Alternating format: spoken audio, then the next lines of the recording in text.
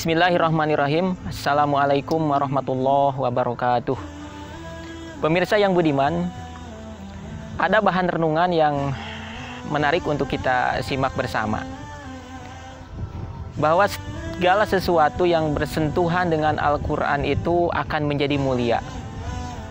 Tidakkah kita perhatikan ketika Al-Quran diturunkan oleh Allah, Zat yang maha mulia, melalui perantaraan Jibril, maka Jibril menjadi malaikat yang dilebihkan oleh Allah Subhanahu wa Ta'ala dibandingkan dengan malaikat-malaikat yang lainnya.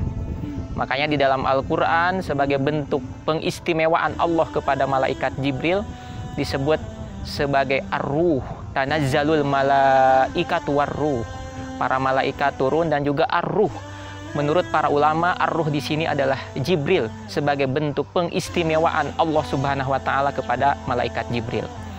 Al-Quran diturunkan oleh Allah Subhanahu wa Ta'ala melalui malaikat Jibril kepada siapa? Kepada Kangjeng Nabi Muhammad Sallallahu Alaihi Wasallam. Maka Kangjeng Nabi Muhammad Sallallahu Alaihi Wasallam pun dilebihkan kemuliaannya oleh Allah Subhanahu wa Ta'ala.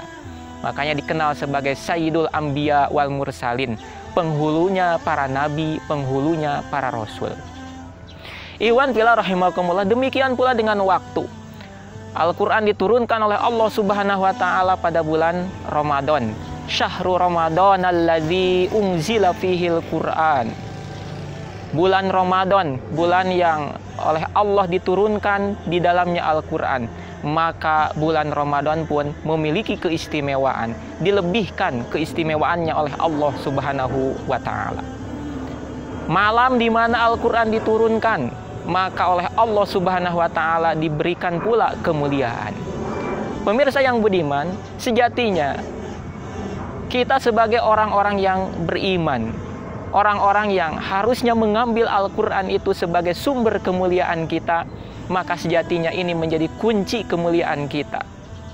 Namun sangat disayangkan, manakala sebagian dari kita mengabaikan Al-Quran, tidak lagi sepenuhnya menjadikan Al-Quran sebagai pedoman hidup, maka bisa kita lihat realitasnya. Sekarang umat Islam tidak lagi sepenuhnya mengambil kemuliaan itu. Kehinaan, kenistaan seringkali menghampiri umat Islam. Kondisi umat Islam yang tidak lagi menjadi umat yang terbaik, tidak lagi menjadi umat yang disegani oleh kawan ataupun lawan. Ini bisa jadi karena umat Islam tidak lagi sepenuhnya mengambil Al-Quran sebagai pedoman dalam menjalani kehidupannya. Pemirsa yang dirahmati oleh Allah Subhanahu wa Ta'ala, patut untuk kita renungkan bersama apa yang pernah dikatakan oleh Sayyidina Umar bin Khattab radhiyallahu anhu.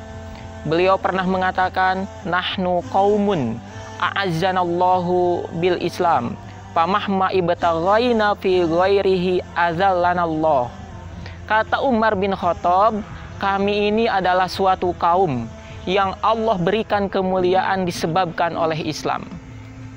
Kemudian manakala kami mencari kemuliaan di luar Islam, azallanallah, maka Allah akan menghinakan kami. Pemirsa yang dirahmati oleh Allah Subhanahu wa Ta'ala, dan memang apa yang dikatakan oleh Umar bin Khattab ini menjadi sebuah realitas bersama.